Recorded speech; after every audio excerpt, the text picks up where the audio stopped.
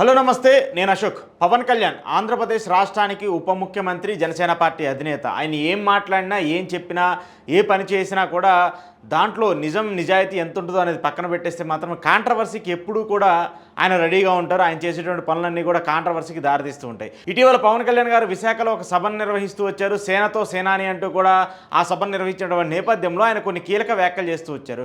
ఆంధ్రప్రదేశ్ సంబంధించి కూటమి ప్రభుత్వం ఏర్పాటై 14 నుంచి 15 నెలలు పూర్తయినటువంటి నేపథ్యంలో ఈ 15 నెలల్లోనే జనసేన పార్టీ చేసిన నిర్ణయాలు కావచ్చు, జనసేన పార్టీ తీసుకున్నటువంటి అంశాలు కావచ్చు, అలాగే కూటమి ప్రభుత్వం ఏర్పాటు కావడానికి జనసేన చేసినటువంటి కృషి కావచ్చు, వీటన్నిటిని కూడా ఆయన గుర్తు చేసుకుంటూ ఉన్నారు. 100% స్ట్రైక్ రేట్తో దేశంలోనే ఏ రాజకీయ పార్టీకి రానటువంటి సక్సెస్ని, ఏ రాజకీయ పార్టీ సొంతం చేసుకోలేనటువంటి సక్సెస్ని మనం సొంతం చేసుకుంటూ ఉన్నాము. ఇప్పుడు మనం రాష్ట్ర పార్టీ కాదు, దేశ పార్టీ, మనం జాతీయ రాజకీయాల్లో కూడా వెళ్ళబోతున్నామంటూ కూడా పవన్ కళ్యాణ్ కొన్ని కీలక వ్యాఖ్యలు చేస్తూ వచ్చారు. ఈ వ్యాఖ్యలే ఇప్పుడు పెద్ద ఎత్తున చర్చనీయాంశంగా మారుతుంది. దాంతోపాటు ఆ సభలోనే ఒక ఆసక్తికర సన్నివేశం ఏంటంటే, టీవీకే తమిళనాడుకి సంబంధించి తమిళక వెట్రిక గజంగా అనేటువంటి విజయ్కి సంబంధించిన పార్టీ జెండాని కూడా ఆయన పట్టుకుంటూ వచ్చారు. అలాగే ఆ పార్టీకి సంబంధించినటువంటి కండవాన్ని కూడా ఆయన మెడలో వేసుకుంటూ వచ్చారు. ఎందుకు పవన్ కళ్యాణ్ గారు అలాంటి సీన్ క్రియేట్ చేశారు, పవన్ కళ్యాణ్ గారు అలా ఎందుకు చేశారనేది ఇప్పుడు పెద్ద ఎత్తున చర్చగా మారుతుంది. సరే, ఇవన్నీ పక్కన పెట్టేస్తే ఆయన చేసినటువంటి వ్యాఖ్యలు ఇప్పుడు దేశ రాజకీయాల్లోకి జనసేన వెళ్ళబోతుంది.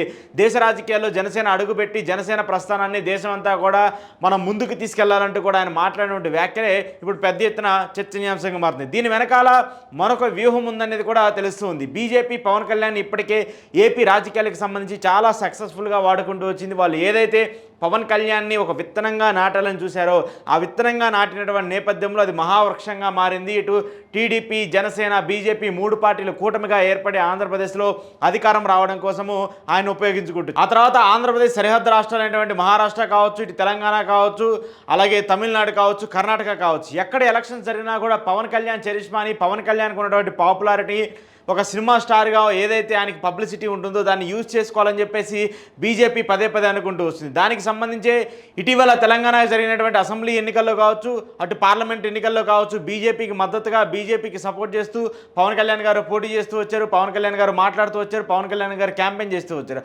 ఆ తర్వాత మహారాష్ట్రలో పార్లమెంట్ ఎన్నికలు ముగిసిన తర్వాత మహారాష్ట్రలో అసెంబ్లీ ఎన్నికలు జరిగినటువంటి నేపథ్యంలో దాదాపు 20కి పైగా అసెంబ్లీ నియోజకవర్గాలు, అంటే తెలుగు ప్రజలు ఎక్కువగా ఉండేటువంటి నియోజకవర్గాలు ఏవైతే ఉన్నాయో ఆ నియోజకవర్గాల్లో ఎన్నికల ప్రచార బాధ్యతను పవన్ కళ్యాణ్కి అప్పచెప్తూ వచ్చింది బీజేపీ అధిష్టానం. దానికి సంబంధించి పవన్ కళ్యాణ్ ఆ నియోజకవర్గాల్లో ప్రచారం చేస్తూ వచ్చారు. అక్కడ తెలుగు వాళ్ళ ఓటర్లు ఏవైతే ఉన్నాయో అవన్నీ కూడా బీజేపీకి యాడ్ అయ్యే విధంగా, బీజేపీకి కలిసి వచ్చే విధంగా ఆయన ప్రచారం చేసుకుంటూ వచ్చారు.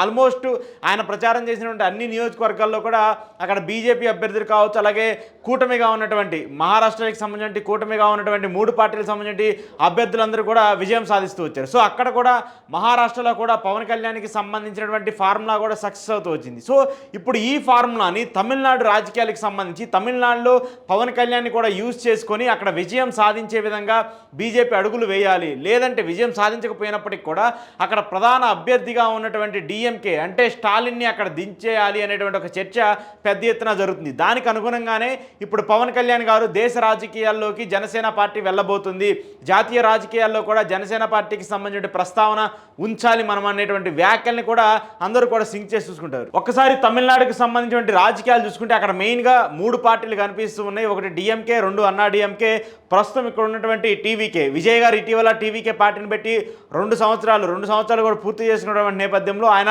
ఇటీవల పెట్టినటువంటి ఆవిర్భావ సభలో కొన్ని కీలక వ్యాఖ్యలు చేస్తూ వచ్చారు.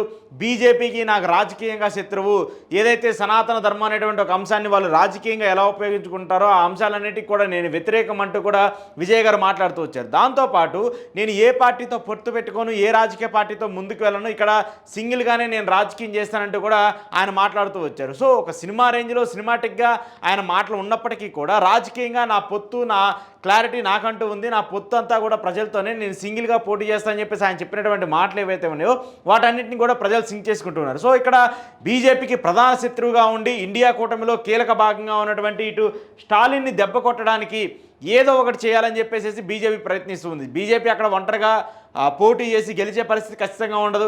అలాగే అన్నా డీఎంకేతో పొత్తు పెట్టుకున్నా కూడా అక్కడ అన్నా డీఎంకేకి సంబంధించిన నేతలు కావచ్చు వాళ్ళందరూ కూడా ఇప్పుడు బీజేపీని వ్యతిరేకిస్తూ వస్తున్నారు. సో అలాంటి బీజేపీతో మనకు పొత్తు పెట్టుకుంటే వచ్చే సీట్లు కూడా రావు అనేటువంటి ఒక అయోమయంలో అన్నా డీఎంకే ఉంది. సో కాబట్టి అన్నా డీఎంకేని పూర్తిగా పక్కన పెట్టేసి ఇప్పుడు రాజకీయం అంతా కూడా ఇటు స్టాలిన్ వైపు అటు విజయ్ వైపు మాత్రమే జరుగుతుంది. సో ఈ గ్యాప్ని ఫిల్ చేసుకోవడానికి, ఈ గ్యాప్ని చేసుకోవడానికి పవన్ కళ్యాణ్ని రాజకీయంగా అక్కడ రంగంలోకి దింపాలని చెప్పేసి బీజేపీ అనుకుంటుంది. ఎందుకంటే తెలుగు రాష్ట్రానికి బోర్డర్గా ఉన్నటువంటి తమిళనాడు, అటు నెల్లూరు కావచ్చు, చిత్తూరు కావచ్చు, ఈ రెండు పరిసర ప్రాంత సరిహద్దుల్లో దాదాపు చాలా నియోజకవర్గాలు ఉంటాయి. తమిళనాడుకి సంబంధించి, చెన్నైకి సంబంధించి తెలుగు ఓటర్ల స్టామినా కూడా ఎక్కువగా ఉంటుంది. దాదాపు 30 నుంచి 40 నియోజకవర్గాల్లో 15,000 నుంచి 30,000 ఓట్ల వరకు ఉన్నటువంటి పరిస్థితి కూడా తెలుగు వాళ్ళకి సంబంధించి ఉంటూ ఉంది. సో ఇలాంటి తెలుగు వాళ్ళ ఓట్ బ్యాంక్ని చీల్చగలిగితే, తెలుగు వాళ్ళ ఓటర్ని డివైడ్ చేయగలిగితే ఖచ్చితంగా అక్కడ డిఎంకేని దెబ్బ కొట్టడానికి ఒక పరిస్థితి ఉంటుంది.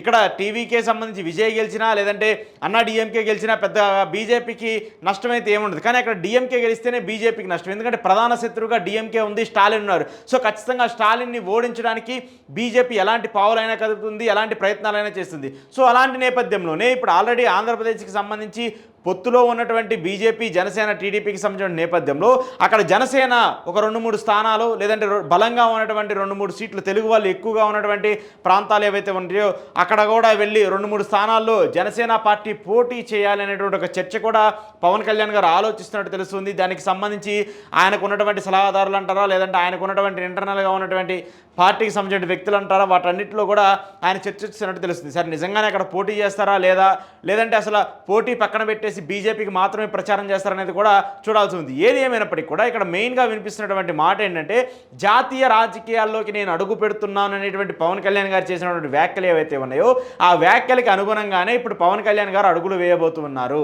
దానికి సంబంధించే మొదటి ఫస్ట్ అండ్ ట్రయల్గా తమిళనాడు రాజకీయాల్లోకి ఆయన ఎంట్రీ ఇవ్వబోతున్నారు అనేది కూడా తెలుస్తుంది. ఎందుకంటే ఇక్కడ మెయిన్గా మన సౌత్కి సంబంధించి చూసుకుంటే తమిళనాడు, కర్ణాటక, తెలంగాణ, ఆంధ్రప్రదేశ్ ఈ 4 రాష్ట్రాల్లో కూడా పవన్ కళ్యాణ్ అంటే తెలియని వాళ్ళు ఎవరు ఉండరు. పవన్ కళ్యాణ్ రాజకీయ నేత కంటే కూడా ఒక సినిమా స్టార్గా కూడా చాలా పాపులర్ కలిగినటువంటి వ్యక్తి, ఫేమస్ అయినటువంటి వ్యక్తి. సో ఖచ్చితంగా కూడా ఎంతో కొంత ఆయనకు ఆదరణ ఉంటుంది. ముఖ్యంగా మన తెలుగు వాళ్ళు కూడా ఈ 2 రాష్ట్రాల్లో కూడా ఎక్కువగా ఉంటారు కాబట్టి పవన్ కళ్యాణ్కి ఆ ప్రాతినిధ్యత, ఆదరణ కూడా ఎక్కువగా కనిపిస్తుంటుంది. కాబట్టి ఆయన పోటీ చేస్తే గెలుస్తారా లేదా అనేది పక్కన పెట్టేస్తే మాత్రము కొంత ఓట్స్ని డివైడ్ చేయగలిగినటువంటి శక్తి అయితే పవన్ కళ్యాణ్ ఉంది. ఆ శక్తిని ఇప్పుడు బీజేపీ వాడుకోవాలని విశ్వ ప్రయత్నాలు చేస్తూ ఉంది. సో పవన్ కళ్యాణ్ నేను ఇందాక చెప్పినట్టు ఏదైతే మన తెలుగు రాష్ట్రాలకు సంబంధించి బోర్డర్గా ఉన్నటువంటి తమిళనాడుకు చెందినటువంటి నియోజకవర్గాలు ఏవైతే ఉంటాయో ఆ నియోజకవర్గాల్లో జనసేన పార్టీని లేదంటే బీజేపీతో పొత్తుగా ఉండి అక్కడ పోటీ చేయగలిగితే అక్కడ ఓట్లని విపరీతంగా జనసేన పార్టీ చీలుస్తుంది.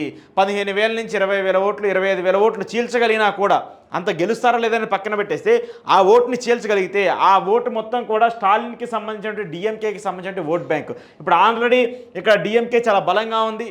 ఇప్పుడు విజయ్ ఎంట్రీతో వీళ్ళిద్దరికి సంబంధించిన ఓట్ బ్యాంక్ డివైడ్ అయ్యేటువంటి పరిస్థితి కూడా కనిపిస్తుంది. సో ఇక్కడ డిఎంకేకి సంబంధించినటువంటి ఓటర్లు అందరూ కూడా ఇక్కడ తెలుగు ఓటర్లు కూడా ఇటీవల డిఎంకేకి మద్దతుగా నిలుస్తూ వచ్చారు. మొన్న అసెంబ్లీ ఎన్నికలు జరిగిన ఇదే పరిస్థితి ఏదైతే ఉందో ఆ టైంలో కూడా ఇక్కడ డిఎంకేకి మద్దతుగా నిలుస్తూ వచ్చారు. సో ఇప్పుడు ఏంటి ఈ తెలుగు ఓటర్లని పవన్ కళ్యాణ్ ద్వారా అక్కడ జనసేన పార్టీ ద్వారా నిలబెట్టి జనసేన పార్టీని పోటీ చేయించగలిగితే ఆ ఓటర్లందరూ కూడా పవన్ కళ్యాణ్కో లేదంటే టీడీపీకో అడ్వాంటేజ్ అయ్యే అవకాశం ఉంటుంది. సో అక్కడ కొంత ఓట్ బ్యాంక్ డివైడ్ అయ్యే పరిస్థితి ఉంటుంది అనేది కూడా బీజేపీ ఆలోచిస్తుంది. దానికి అనుగుణంగానే ఇప్పటికే కొంతమంది నేతలు కూడా పవన్ కళ్యాణ్తో చర్చిస్తున్నట్టు తెలుస్తూ ఉంది. అయితే ఇక్కడ పవన్ కళ్యాణ్ దానికి సంబంధించి ఏ నిర్ణయం తీసుకుంటారు అనేది కూడా చూడాల్సి ఉంది. అయితే ఇక్కడ మెయిన్గా ఇంకొక అంశం ఏంటంటే జగన్మోహన్ రెడ్డికి సంబంధించిన ప్రస్తావన. అదేంటి జగన్మోహన్ రెడ్డికి సంబంధించిన ప్రస్తావన ఏంటి? జగన్మోహన్ రెడ్డికి తమిళనాడు రాజకీయాలకు సంబంధం ఏంటంటే స్టాలిన్కి ఎప్పుడు కూడా జగన్మోహన్ రెడ్డి మద్దతుగా నిలుస్తూ వచ్చారు. స్టాలిన్కి సంబంధించిన ప్రతి అంశంలో కూడా జగన్మోహన్ రెడ్డి తోడుగా నిలుస్తూ వచ్చారు. అయితే జగన్మోహన్ రెడ్డి కావచ్చు అలాగే స్టాలిన్కి సంబంధించి కావచ్చు జగన్మోహన్ రెడ్డి ప్రమాణ స్వీకారం చేసే టైంలో కూడా స్టాలిన్ వచ్చారు. అలాగే ఇరు రాష్ట్రాలకు సంబంధించిన సత్సంబంధాల మీద కూడా ఇరువురు అధికారంలో ఉన్నప్పుడు 2 రాష్ట్రాలకు సంబంధించిన పరిస్థితుల మీద ఆయన మాట్లాడుతూ వచ్చారు. ఇటీవల తమిళనాడుకి సంబంధించి గో బ్యాక్ హిందీ అనేటువంటి ఒక నినాదాన్ని తీసుకొచ్చినప్పుడు డైరెక్ట్గా తమిళనాడు మంత్రులందరూ వచ్చి జగన్మోహన్ రెడ్డిని కలిసి మీరు ఈ సమావేశానికి హాజరు కావాలంటూ కూడా ఆయన మాట్లాడుతూ వచ్చారు. దాంతోపాటు డీలిమిటేషన్కి సంబంధించిన వ్యవహారం మీద, డీలిమిటేషన్కి సంబంధించిన ప్రక్రియ మీద కూడా మీరు మాతో కలిసి పోరాటం చేయాలంటే కూడా తమిళనాడు ఎంపీలు కావచ్చు, తమిళనాడుకి సంబంధించిన మంత్రులు కావచ్చు, వాళ్ళందరికీ వచ్చి జగన్మోహన్ రెడ్డి మాట్లాడి జగన్మోహన్ రెడ్డి కలిసి ఆ వినతి పత్రాన్ని ఇచ్చినటువంటి పరిస్థితిని కూడా మనం చూస్తాం. సో ఖచ్చితంగా స్టాలిన్కి జగన్మోహన్ రెడ్డికి సత్సంబంధాలు ఖచ్చితంగా అనిపిస్తూ ఉన్నాయి. ఆటోమేటిక్గా ఇక్కడ శత్రువుగా ఉన్నటువంటి టీడీపీనో, జనసేనో లేదంటే బీజేపీయో వీళ్ళ ముగ్గురు అక్కడ పనిచేయగలిగితే, వీళ్ళ ముగ్గురు అక్కడ తమిళనాడు రాజకీయాల్లో పోటీ చేయాలనుకొని చెప్పేసి డిసైడ్ అవ్వగలిగితే ఖచ్చితంగా జగన్మోహన్ రెడ్డి సపోర్టు ఆటోమేటిక్గా అపోజిషన్గా ఉన్నటువంటి లేదంటే అక్కడ అధికారంలో ఉన్నటువంటి పార్టీకే వచ్చే అవకాశం ఉంటుంది. కాబట్టి స్టాలిన్ సపోర్ట్ కూడా ఖచ్చితంగా జగన్మోహన్ రెడ్డికి స్టాలిన్ సపోర్ట్ ఉండే అవకాశం ఉంటుంది. అలాగే స్టాలిన్కి కూడా జగన్మోహన్ రెడ్డి సపోర్ట్ ఉండే అవకాశం అయితే ఖచ్చితంగా కనిపిస్తుంది. సో ఈ రాజకీయాలన్నీ చూస్తున్నప్పుడు తమిళనాడుకి సంబంధించి అసెంబ్లీ ఎన్నికలు రేపు 2026లో జరగబోతున్నాయి. కాబట్టి ఖచ్చితంగా ఆ రాజకీయాల్లో తెలుగు వాళ్ళ పాత్ర, తెలుగు రాజకీయ నాయకుల పాత్ర, అలాగే తెలుగు ఓటర్ల పాత్ర కీలకం కాబోతుంది. దానికి సంబంధించే బీజేపీ తెలుగు రాజకీయ నేతలను ఎక్కువగా వాడుకోవాలని చెప్పేసి విశ్వ ప్రయత్నాలు చేస్తుంది.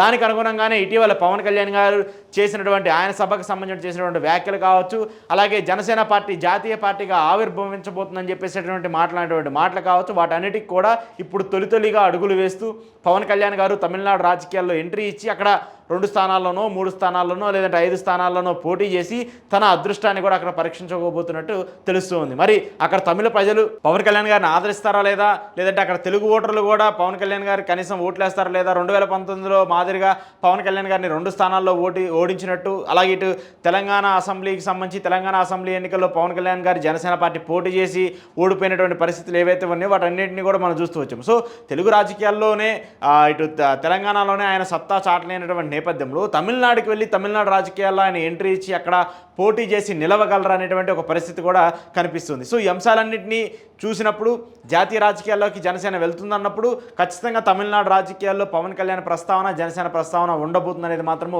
క్లియర్ కట్గా అర్థమవుతుంది. దానికి సంబంధించి పవన్ కళ్యాణ్ గారు రాబోయే రోజుల్లో ఎలాంటి నిర్ణయాలు తీసుకుంటారు, తమిళనాడు రాజకీయాలకు సంబంధించి కావచ్చు, అలాగే సౌత్ ఇండియాకి సంబంధించి జనసేన పార్టీని ఎస్టాబ్లిష్ చేసేటువంటి పరిస్థితులు ఎలా ఉంటాయనేది కూడా వేచి చూడాల్సి ఉంది.